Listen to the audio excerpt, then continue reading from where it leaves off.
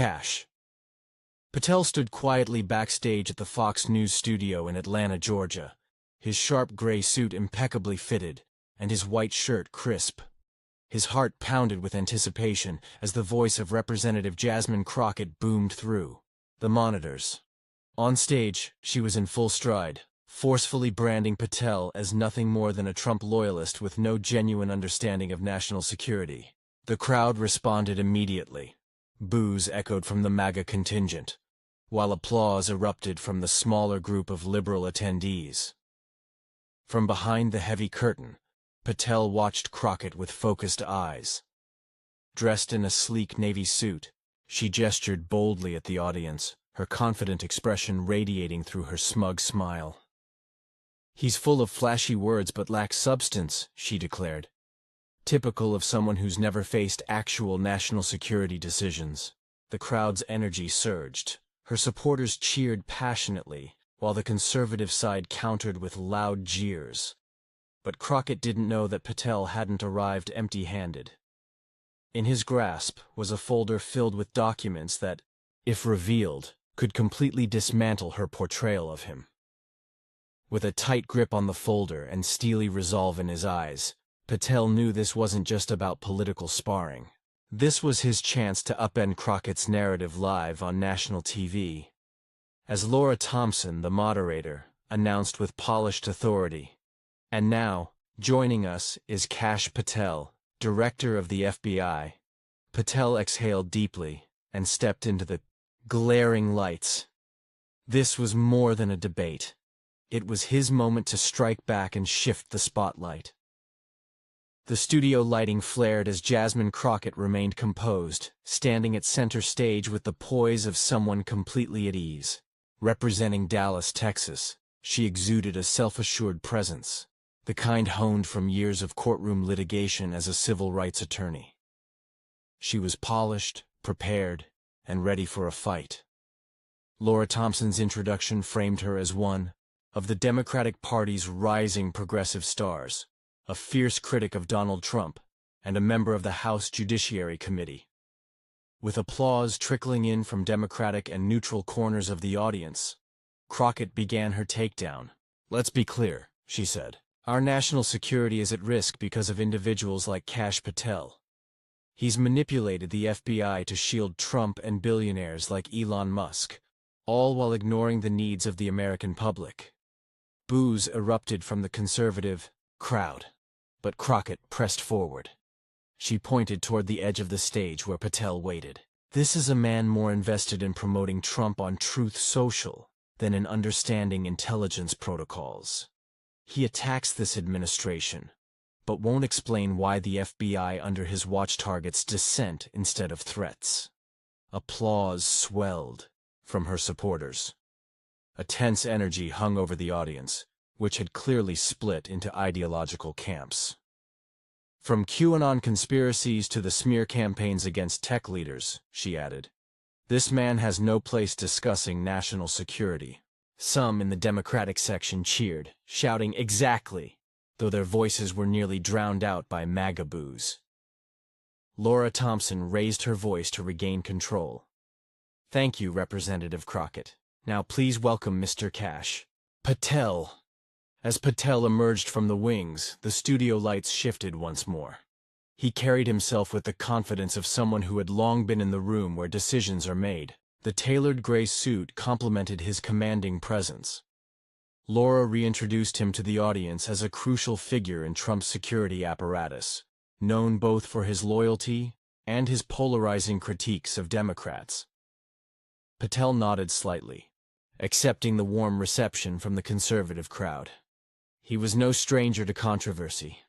A loyal Trump ally, a seasoned government insider, and an outspoken commentator. "I'm here to speak the truth," Patel opened, his voice projecting authority born from experience at the Pentagon and the FBI. "The security of our nation is under threat because of failed Democratic policies, and politicians like Representative Crockett are fueling the fire." His eyes narrowed slightly. "While they engage in political grandstanding, our borders remain exposed and threats are increasing." Murmurs of agreement swept through the conservative audience. A few supporters shouted, "Tell him, Kash!" As he continued, Representative Crockett, Patel said, gesturing toward her, is a textbook example of the problem. A freshman congresswoman more focused on curating her social media persona than grasping real national threats. She attacks the FBI but has never had to make tough calls that actually keep Americans safe. The right-leaning side of the crowd erupted into applause. On the other side, viewers shifted in their seats, clearly unsettled. The atmosphere grew more charged. Laura Thompson intervened, raising her hand to temper the building tension. "Strong statements, Mr. Patel," she said coolly. "For fairness, let's hear a response from Representative Crockett." Jasmine Crockett stepped forward again, her navy suit now framed by the soft glow of the studio lights.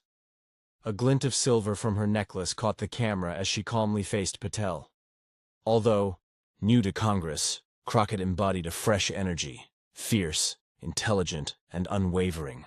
She had quickly earned a reputation as a sharp legal thinker unafraid to challenge power. Sitting across from Patel, the contrast between them was striking. His veteran calmness clashing with her burning intensity. "Mr. Patel has made his case," she began, setting down her water glass. "Now let me clarify mine." Behind her, an aide handed a note to the production staff marked Evidence A. It contained key talking points and visuals that could tilt public perception in her favor. This was more than just another heated debate. It was a showdown of legitimacy, who understood the weight of safeguarding the nation, and who simply played to their base. What Crockett hadn't foreseen was that Patel also had damning evidence, prepared, documents that could puncture her position with a single reveal. Laura turned to him. "Mr. Patel, Representative Crockett has questioned your qualifications to lead an agency as crucial as the FBI. What do you say to that?" Adjusting his mic, Patel nodded slightly. "Thank you, Miss Crockett, for your passion," he said. "It's always good to see fresh faces in Washington, especially those with unique perspectives." He lingered on the word unique, prompting a few chuckles.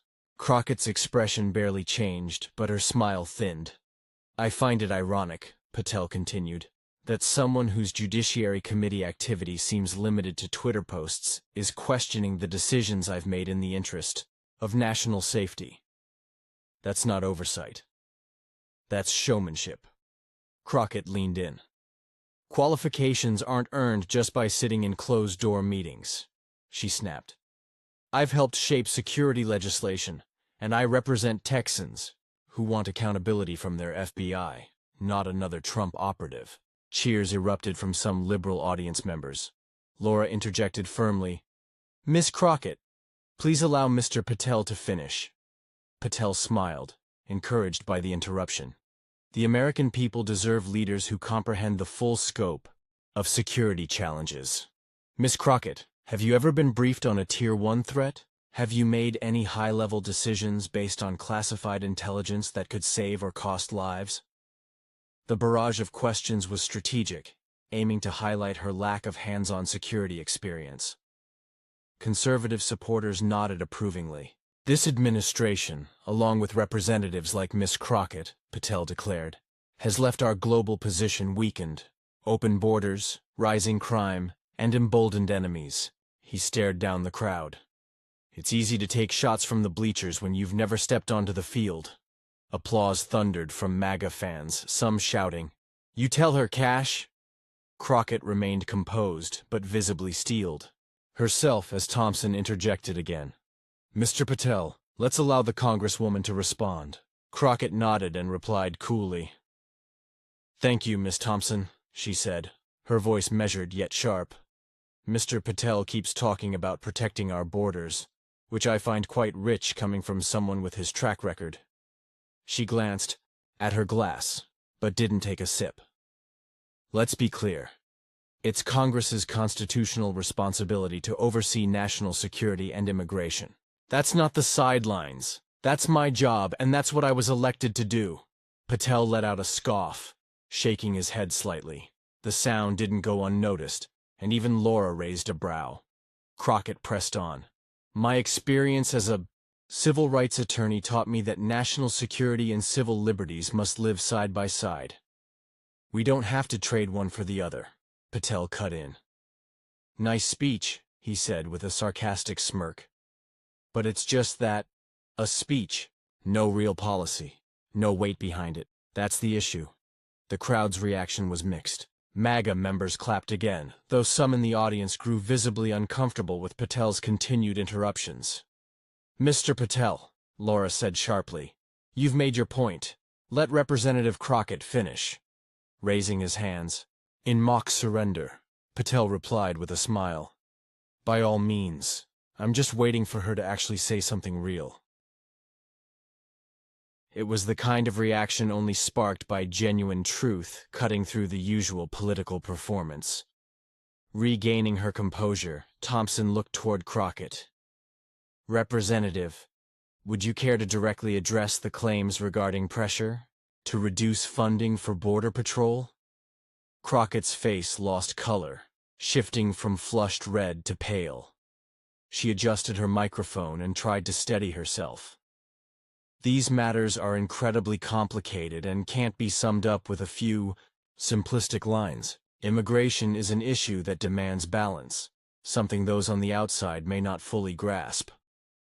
Her answer felt evasive, and the crowd picked up on it immediately. A few quiet chuckles broke out from the MAGA-leaning audience, making their skepticism clear. Patel recognized the moment and went in decisively.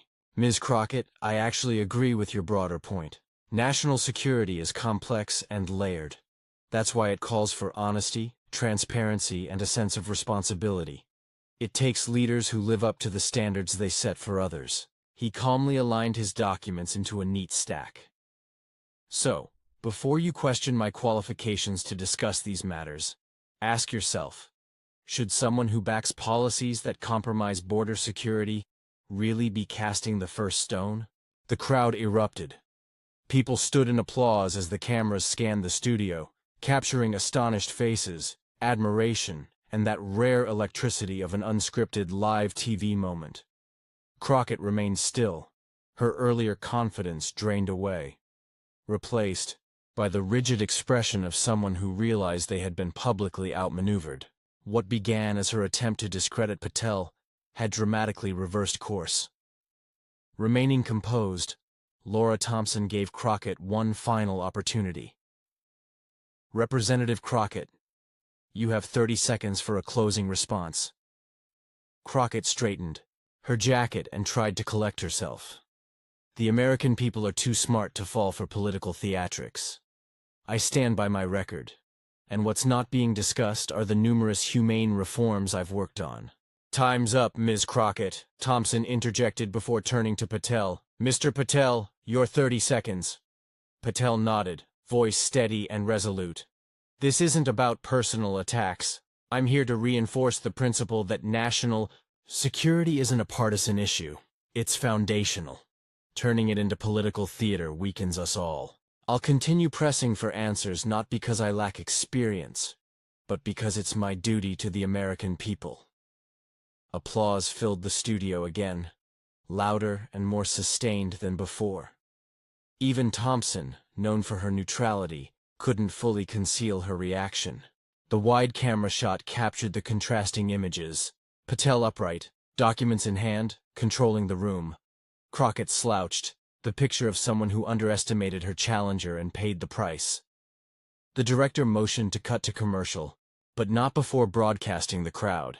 Many on their feet with phones raised, capturing what they knew would soon go viral. As the Fox News program cut to break in Atlanta, Georgia, the studio buzzed with energy. Audience members raced to upload footage, thumbs flying over phone screens. Behind the scenes, staff scrambled, many visibly stunned at how things had unfolded. No one expected the Patel versus Crockett segment to explode this way. Crockett left, her seat quickly, bypassing a staffer reaching to fix her microphone.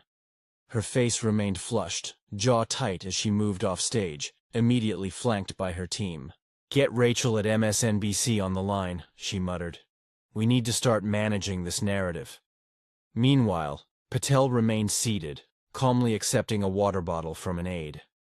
While Crockett appeared tense, Patel looked relaxed, if anything, mildly surprised by the overwhelmingly positive reaction.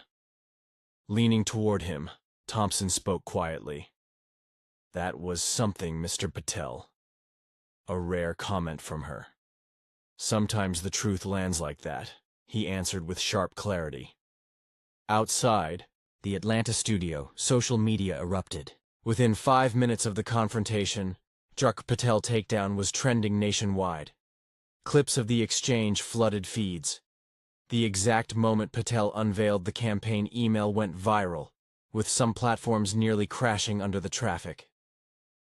Kash Patel just dismantled Jasmine Crockett on Fox News, one tweet read, gaining over 50,000 likes in 10 minutes.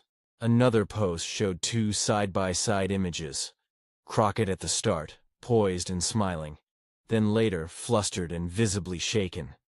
Caption: "How it started, how it ended." Democratic-aligned accounts scrambled to respond, accusing Patel of cherry-picking documents and employing MAGA-style theatrics. Still, even some progressive commentators admitted Crockett had been outmaneuvered. "She walked into a trap," one Democrat commentator conceded. "Never underestimate your opponent. Basic rule." After the break, Thompson returned with a slight chuckle. "We've had a spirited exchange on national security tonight." The camera turned to Crockett, who was back in her seat. Her earlier ease had vanished.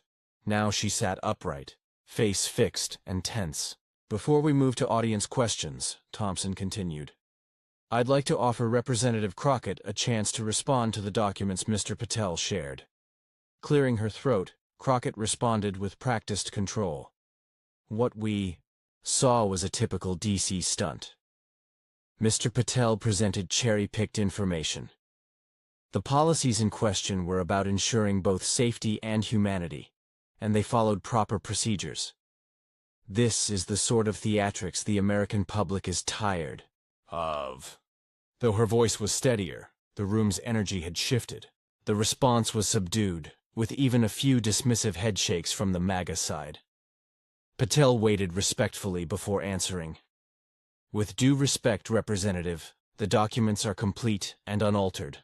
My office acquired them through proper FOIA requests. They aren't secret, they're public record." He turned to the audience. "The American public deserves the full truth, especially from those who claim authority on these issues." The first audience question came from a middle-aged independent voter. "Representative Crockett, in light of what's been shown, do you still believe Mr. Patel is unqualified to speak on national security?" Silence followed, the camera capturing her internal struggle. She finally responded, "I still believe that lived experience is different from theory. Everything else is noise." As the debate continued, the contrast deepened. Crockett's tone turned defensive and clipped, while Patel's arguments expanded, linking facts with thoughtful analysis about immigration in a democratic framework. By the time the segment wrapped, the narrative had completely reversed. What was supposed to be Crockett's moment to position herself as a progressive leader on security had instead showcased Patel's preparation and depth. Outside the studio, news organizations scrambled to publish analysis. Within an hour, headlines surfaced. "Patel's evidence leaves Democratic rep reeling." Fox News, "From Pentagon to prime time. Kash Patel outshines Crockett." Newsmax, "Crockett faces scrutiny after leaked immigration docs." Breitbart. Even MSNBC, though attempting to downplay the moment, couldn't fully ignore it. Backstage, the political dynamics were already shifting. MAGA strategists, who once viewed Patel as a valuable player but not a star, were suddenly texting, "Did you catch Patel on Fox? We need him headlining our next fundraiser." Democratic operatives were in damage control. "Who prepped Crockett for this?" One text read. "She walked right into it." By nightfall, the confrontation had spilled into pop culture. Late-night hosts rushed jokes into their monologues. Jasmine Crockett learned today, one quipped. Don't show up with talking points when your opponent brings receipts. Back in his hotel, Patel's phone buzzed constantly. Congratulations came in from allies, fans, and even a few celebrities. His Truth Social account surged by over 200,000 followers that night. One notable message came from a senior Trump advisor. Fantastic job. Let's meet in D.C. We need to talk next steps. Crockett wasn't so lucky. Media outlets that once booked her regularly were now hesitant. Her phone buzzed too, but mostly with concerned colleagues offering advice or trying to spin the narrative. A week later, the moment had become cultural shorthand. Bring the receipts was now used to mean coming armed with proof. Memes circulated widely. Crockett, expecting an easy debate, surprised by Patel's precision and documentation. T-shirts began appearing online with slogans like, "Check the record." To many Americans, the moment transcended party politics. It hit on something more universal. The satisfaction of watching solid preparation defeat empty posturing and fact overpower mere rhetoric. Across offices and households, the message resonated. Substance still matters.